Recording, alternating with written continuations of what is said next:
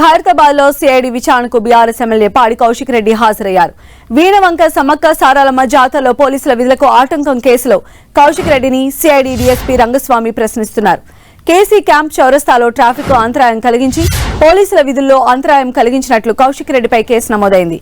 కరీంనగర్ సిపిపై అభ్యంతరకర వ్యాఖ్యలు చేసినట్లు ఆరోపణలు ఉన్నాయి.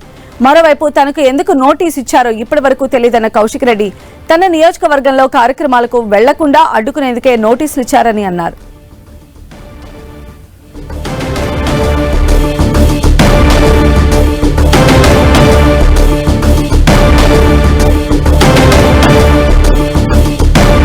సో మరిన్ని అప్డేట్స్ మా ప్రతినిధి కిరణ్ అడిగి తెలుసుకుందాం. కిరణ్, హుజురాబాద్ పోలీస్ స్టేషన్లో నమోదైన పలు సెక్షన్ల కేసుకు సంబంధించి కూడా ఆ తర్వాత సిఐడికి ఆ కేసు బదిలవడంతో హుజురాబాద్ ఎమ్మెల్యే పాడి కౌశిక్ రెడ్డితో పాటు ఆయన సతీమణికి నోటీసులు ఇచ్చారు. వారిద్దరు కూడా కొద్దిసేపటి క్రితమే విచారణకు హాజరయ్యారు. దీనికి సంబంధించి కూడా ఎందుకంటే ఇటు సారళక్క సంబంధించిన గుడి సంబంధించిన ఉత్సవాల సందర్భంగా చోటు చేసుకున్న వివాదంతో పాటు ఆ తర్వాత పోలీసుల విధులకు ఆటంకం కలిగించడం, ఆ తర్వాత కరీంనగర్ సిపి మీద కొన్ని వివాదాస్పద వ్యాఖ్యల అంశానికి సంబంధించి కూడా హుజురాబాద్ పిఎస్లో కేసు నమోదైంది.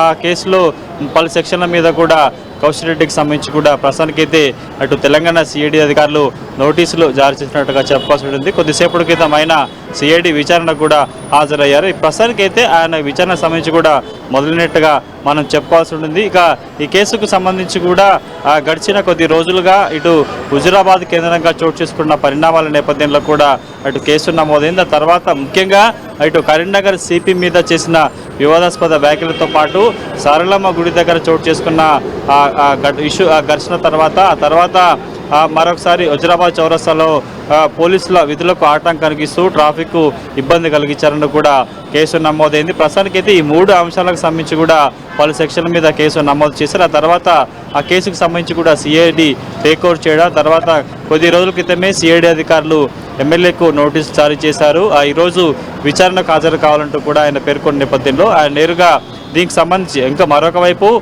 ఈరోజు ఆయన స్థానిక నియోజకవర్గంలో కూడా ఒక డంపింగ్ యార్డ్ ఇష్యూకు సంబంధించి కూడా ఆయన అక్కడ నిరసన కార్యక్రమం పెట్టుకున్నారు. కానీ ఆ కార్యక్రమంలో ఆయన పాల్గొనకుండా ఉండేందుకే సిఐడి అధికారులు ఈరోజు నోటీసులు జారీ చేశారంటూ కూడా కొద్దిసేపటి క్రితం ఆయన మీడియాతో మాట్లాడుతూ లోపలికి వెళ్ళే క్రమంలో కూడా మాట్లాడారు. ఇక తన ఒక్కడికి నోటీసులు ఇవ్వడం కాకుండా తన సతీమణికి కూడా నోటీసులు ఇచ్చి విచారణకు హాజరు కావాలని మీద తనకు ఎందుకు నోటీసులు ఇచ్చారో, తన సతీమణికి ఏ కేసుల మీద నోటీస్ ఇచ్చారో తెలియదంటూ కూడా ఆయన కామెంట్ చేయడం జరిగింది. ఇంకా మరొక వైపు కరీంనగర్ సిపికి సంబంధించి కూడా 108 రౌండ్లు కాల్పులు చేసిన ఆయనకు ఆ సిఐడి అధికారులు నోటీసులు సర్వ్ చేయకుండా తనకు తన సతీమణికి నోటీసులు ఇవ్వడం అంశం మీద కూడా దీనికి సంబంధించి ఎందుకు ఇచ్చారో కూడా తెలియదంటూ కూడా ఆయన వ్యాఖ్యలు చేసుకుంటూ లోపలికి వెళ్ళారు. విచారణకు సమయం అవుతుంది కాబట్టి లోపలికి వెళ్తున్నట్టు కూడా ఆయన మీడియాతో మాట్లాడుతూ వెళ్ళారు. ప్రస్తుతానికైతే ఇటు ఇద్దరు పాడి కౌశిక్ రెడ్డితో పాటు ఆయన సతీమణి ఇద్దరిని కలిపి కూడా సిఐడి అధికారులు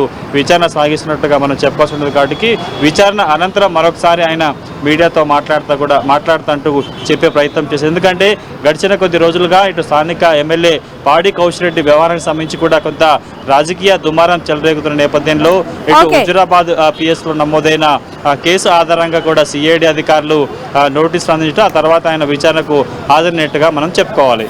రైట్ కిరణ్.